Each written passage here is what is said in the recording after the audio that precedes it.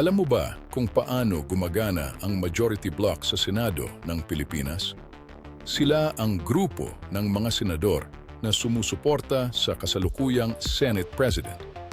Dahil sila ang may pinakamaraming miyembro, hawak nila ang direksyon ng mga diskusyon at desisyon sa Senado.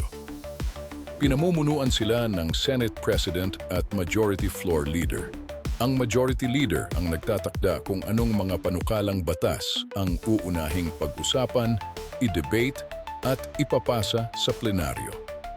Sila rin ang nagpapasya kung sino ang mamumuno sa mahahalagang committee tulad ng Committee on Finance at Committee on Justice.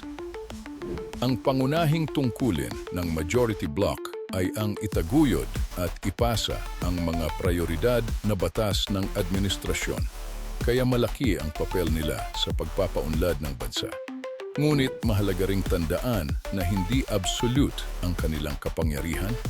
Kailangan pa rin nilang sumunod sa mga patakaran ng Senado at makipag-ugnayan sa ibang senador para magpatuloy ang sesyon.